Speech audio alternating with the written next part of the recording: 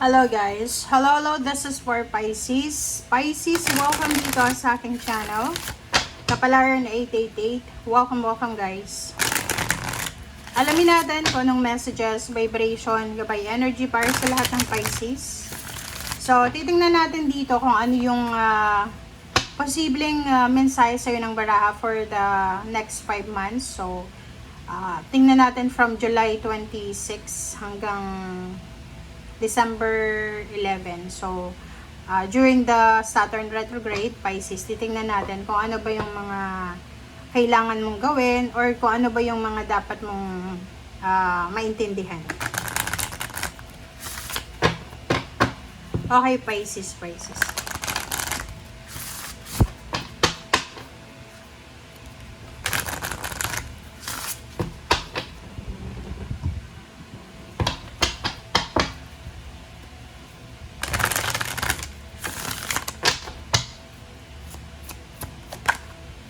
Okay, broken heart.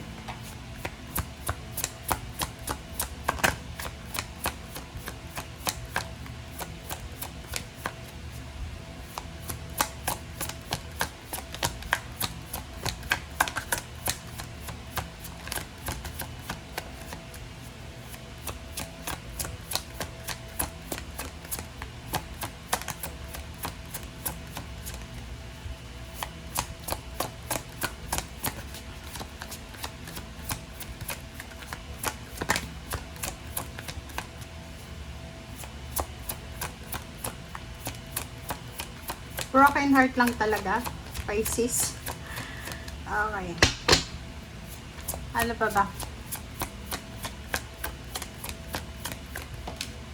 Okay, anxiety.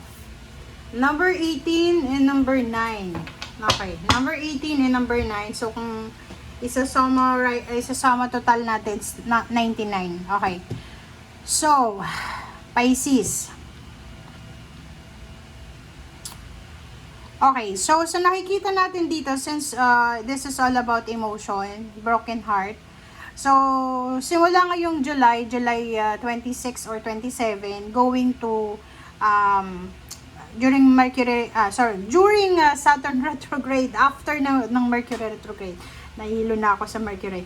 Okay, next, ang sinasabi ng bara sa'yo dito, kailangan mong mag-focus daw sa iyong emotion. Okay? So, you need to review kung ano yung mga, or reassess. Yun na lang, yun kailangan. Kasi yung Saturn retrograde, backward siya. Backward. So, ibig sabihin, kailangan natin na balikan kung ano yung ginawa natin sa past. Okay? Or balikan kung anong kailangan nating i-correct sa mga past na ginawa natin. So, ibig sabihin dito, during the past years, okay, ano ba yung naging rason?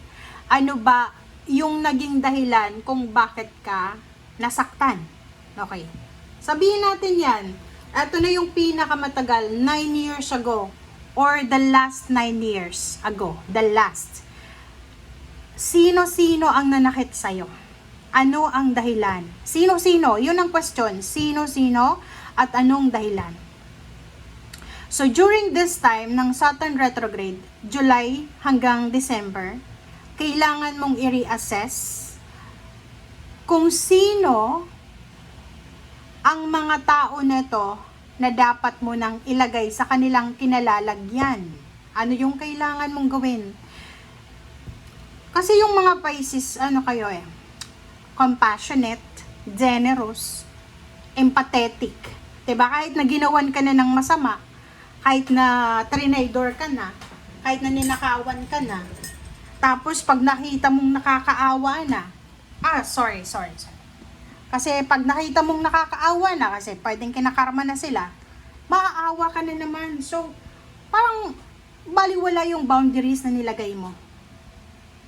So, sabi sa'yo dito, for the next 5 months, sinasabi ng barahan na i-re-evaluate mo daw, i-reassess mo kung yung mga connections mo ba noon at ngayon, sino-sino ba yung mga tao na kailangan mo nang ilagay sa kanilang kinalalagyan? Ano ibig sabihin? Ano lang, simple lang na reevaluation. Ito ba yung tao, kahit kapamilya mo pa yan, kailangan mong i-evaluate na ito bang taong to makakabuti ba to sa mental health ko? Etong taong to, ano bang contribution na to sa buhay ko? Palagi niya ba akong chinichismis? So, ilagay mo siya sa kinalalagyan niya. Okay? Maglagay ka ng mas malakas na boundaries sa taong yan. Kung yung taong naman yan is, every time na nakikita mo is masaya ka, nagpapaligaya sa'yo, hindi ka broken hearts, every time na nakikita mo, puro lang chismis yung nakukuha mo, ganyan ganito, wag na. Okay? So, dito sa barahang ito, sa dalawang ito, ang sabi sa inyo dito, Pisces, kung sino ang nagbibigay or nagbigay sa inyo dati ng anxiety, okay, i-recall nyo siya, isulat nyo sa papel. Ngayon, okay, kumuha ka ng papel, Pisces, papel. Okay, papel, ballpen or lapis, isulat mo. Sino ba yung taong yon na nagbigay sa akin ng anxiety? Sulat mo yung pangalan. Sino yung taong ito na nagbigay sa akin ng sama ng loob? Umiyak ako. Sino ba yung taong ito na tinulungan ko, tapos akala ko maganda yung maganda yung binigay ko sa kanya, pero ang ibinalik niya sa akin para siyang narcissistic nung time na wala na siyang makuha sa akin. Binackstab niya na ako, siniraan. And also, isulat mo din, sino yung taong ito na habang tinutulungan mo siya, ay ginagawan ka pala ng masama. 'Di ba? Yung two-faced na tao na yan, sulat mo yan. Kasi pag alam mo kung sino naman itong taong ito na during my downtime, during my down season, siya yung nag-lift sa akin. Isulat mo din yun. Sino yung tumulong sa'yo? Sino yung taong nagbigay sa'yo ng kaligayahan? Sino yung taong nakatulong sa'yo para mag-heal ka dito sa pagiging broken heart mo, sa pagiging depressed mo? 'Di ba? So, isulat mo yun. So, sa relationship pa lang, yun nga, ulitin ko, kailangan mong ilagay yung mga taong yan sa kanilang nararapat na lugar. Okay? Hindi ibig sabihin na yung taong nanakit sa'yo dati, okay, few months ago, ilalagay mo siya dito, isasama mo siya sa mga taong nagbibigay ng kaligayahan sa'yo. No. Yung mga taong nagbibigay sa'yo ng happiness, ng inspiration, wag mong isasali doon, wag mong imimix sa mga taong alam mo na nag-traitor sa'yo. Nagets mo? Okay? Kailangan malakas yung boundaries mo ngayon, ngayong 5 buwan na to. Kasi yun yung babalikan mo ngayong 5 buwan na to na yung mga taong nanakit sa'yo, kailangan wag mo na silang pabalikin sa buhay mo. Ito na sino-sino ba sila? 99 yan Ibig sabihin ng 99, malapit na, isa na lang, 100, tapos na. Kahit 9 din, isang malapit na. So, kailangan, tapusin mo na kung anong connection, kung anong meron ka na attachment sa mga taong nanakit sa'yo na nag-cause ng anxiety and depression. Okay? Alright. Tingnan natin. Relationship yan na.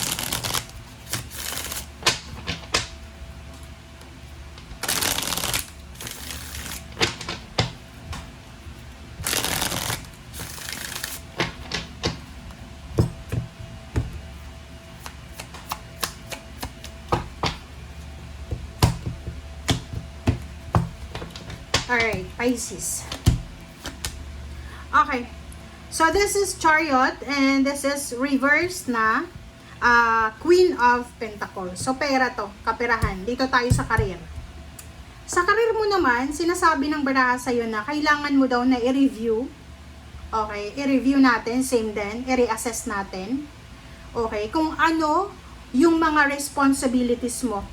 Okay, responsibilities mo. Long-term goals mo about sa finances. Major new connection, new commitments, parang ganon. So, sinasabi ng baraha sa'yo dito, kailangan natin na planuhin ang lahat, lalo na tungkol sa pagkakaperahan. But this 5 months na to, may mga unfinished na projects ka, businesses, plano, na kailangan mo na pag-isipan. Okay? Huwag magra-rush. Huwag tayong masyadong magra-rush. Like eto, travel siya. Relocation. Kung ikaw ay isang OFW, tapos napapagod ka na dyan sa ibang bansa, iniisip mo na mag-for good ka na sa Pilipinas. Pag-isipan mong mabuti. Major yan major plan yan eh. So, wag mong isa sa, ano tawag dito, wag mong isusugal ang future mo sa ngayon. Okay? Another then, since reverse yung Queen of Pentacles, this is all about your plans, budgets, money, financial, long-term, mga strategies mo. So, sinasabi ng baraha sa atin na kailangan din natin i-assess yung kaperahan natin. I-review natin yung budgets natin, kung may utang ka, or kung ano yung mga long-term plans mo. Ano yung ibig sabihin yan?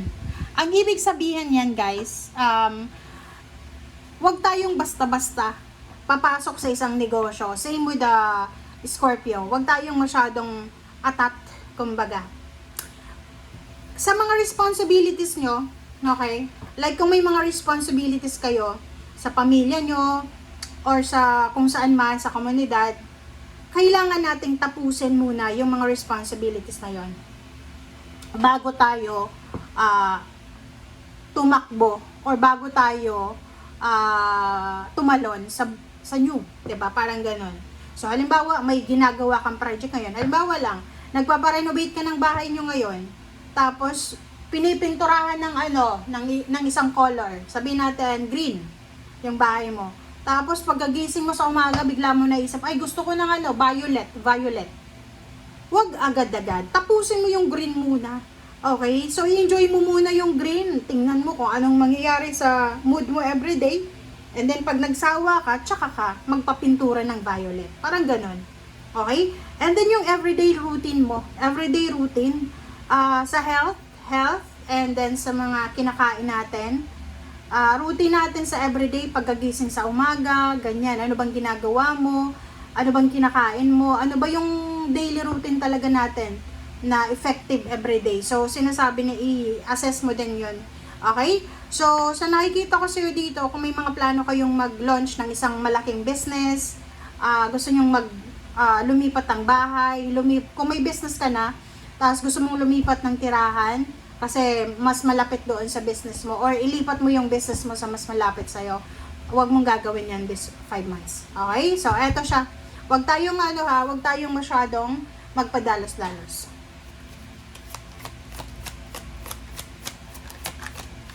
Okay, next is, oh wow. So, nakikita ko sa'yo dito, yon. Nakita ko na to dito. So, kung halimbawa lang, masyado ka kasing generous eh. Okay? Eto yon. Masyado kang generous. Masyado kang empathetic. Ngayon na 5 months na to, kailangan mong bawas-bawasan yung pagiging generous mo. Okay? Naintindihan mo ba, Pisces? Iwasan natin yung pakikialam sa problema ng iba, lalo na kung ang problema nila ay pera. Problema nila is relationship, kahit kapamilya mo pa yan. Okay? Kasi dito, alam mo sa nakikita ko sa'yo dito, this is King of Swords. Hindi ka makakausad eh. You have something to finish eh. Mayroon kang direksyon. Mayroon kang plano sa buhay mo. Pero hanggat na ikaw ay nakikialam sa problema ng kung sino-sino, hindi ka hindi ka makakapag-ipon ng pera. Kung yung problema ng kamag-anak mo, lahat nire-resolve mo. So, sa baraha na to, sinasabi ng baraha, ngayong 5 months na to, kailangan mo din na i-reassess. I-assess mo sa sarili mo. Diba? Ikaw yung nag-ipon, ikaw yung nagtiyaga, ikaw yung nagpuyat. Habang yung mga kamag-anak mo nanonood lang ng TV, nagsasaya, wala silang ginagawa na pwedeng sabihin natin, okay, breadwinner ka. Pero hanggang kailan ka magiging breadwinner sa family mo? And dito sa barahang to, sinasabi na this is Saturn retrograde. Kailangan mong balikan yung mga time na naging sobrang generous ka. Ano bang nakuha mo? Okay, sabihin ng iba, okay lang maging generous kasi magiging blessed ka. Okay yun, Okay yun. Kasi okay talaga maging generous. Pero, wag yung sobra-sobra. Okay? So, sabi ng baraha sa'yo dito, mag-focus ka sa kung ano yung plano mo for the future. Long-term future to ha. You need to build a sustainable routine na pwedeng makatulong sa'yo sa future or para sa mga long-term goals mo. Okay?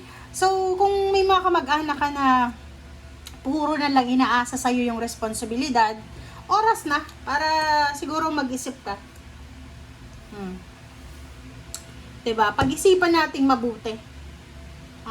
Kasi sa inyo dito, alam nyo na, yun, marami kayong mga sinasacrifice, marami kayong pangarap sa buhay, pero hindi nyo, parang hindi nyo masyadong binibigyan ng focus or attention. It's because iniisip nyo na, ay, kailangan ko munang tapusin yung obligations ko sa family ko. Kailangan ko munang patapusin yung kapatid ko. Kailangan ko munang ganito, ganyan, bla bla bla. Na hindi mo alam, nakakagapos ka na pala. Hindi, nakaka-restrict ka na pala na yung pangarap mo, sinasantabi mo para sa convenient ng mga tao sa paligid mo. So, sabi ng bara sa'yo dito, alisin mo na yan. Yun yung dapat mong alisin. Like, for example, may humingi sa'yo ng tulong. Pamangkin mo, kamag-anak mo, humingi ng pera. Tapos, alam nila na sobrang empathetic ka. So, mag-story sila na nakakaawa na sila, hindi sila nakakakain, whatever.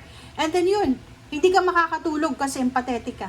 So, yun, magbibigay ka kahit labag sa kalooban mo, kahit na yung perang yon, nakalaan yon para sa kung ano man na importanteng kailangan mong gawin. Yun ang kailangan mong balikan. Kailangan wag ng ganon. Kailangan tapusin mo na yung toxic mentality mo na yan eh. Kasi toxic yan eh. Kailangan unahin mo yung sarili mo. Okay?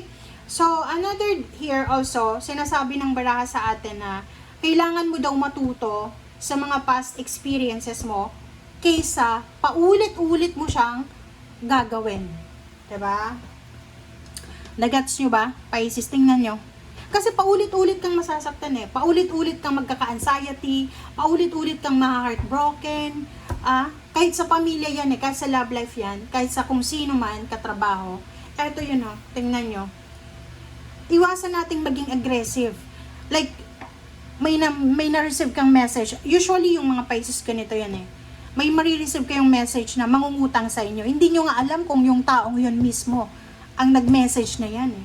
Kailangan i-video call mo, malaman mo sana. May iba din dito na Pisces na ganun. Kahit hindi humihingi sa iyo ng tulong, naawa kayo, magbibigay kayo. Sa mga online, di ba? Like nagbabrowse ka lang sa mga apps, mga social media platform, tapos nakita mo nakakaawa. Tapos magsisend ka ng GCash, magsisend ka ng money, di ba? So, yun ang kailangan mong i-reassess.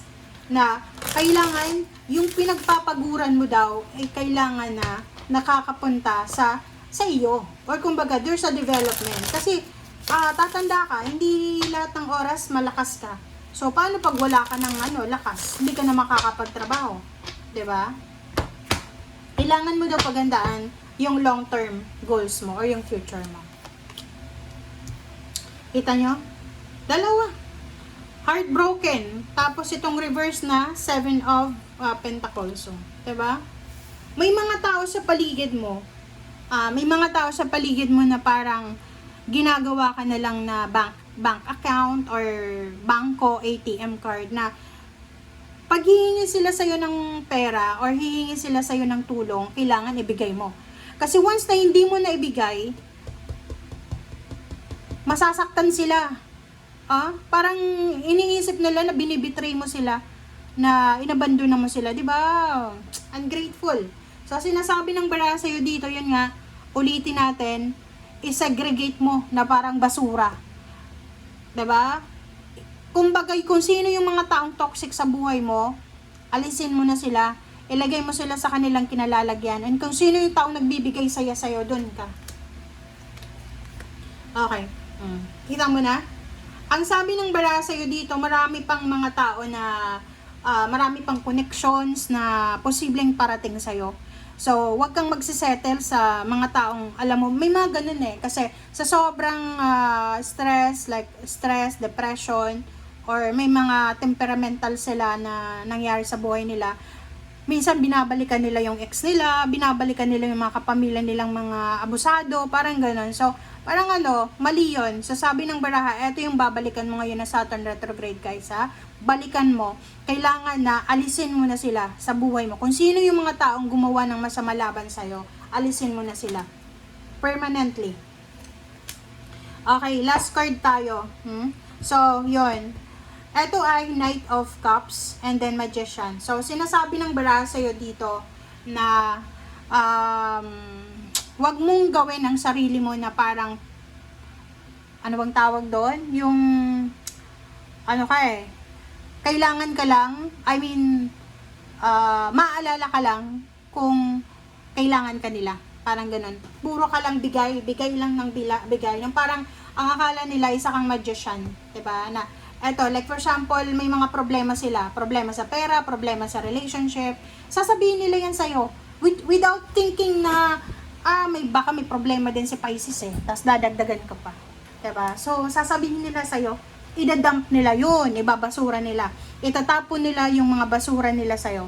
Bahala ka na, since you are empathetic, bahala ka na kung anong reaction mo. Siyempre, diba? Sa Pisces, anong gagawin mo? Ikaw na naman yung mamumroblema sa problema nila. Okay, so yun. So, this 5 months na to, marami kang matututunan guys. Pagdating ng 2027, kung susundin mo yung sinasabi ng barahan na to, nako, bagong Pisces ka. Para kang isinilang ulit. Para kang newborn. Okay? Na Pisces. Okay, na parang biglang nawala, biglang naging lighter yung buhay mo. Alright? So, thank you guys for watching. Bye!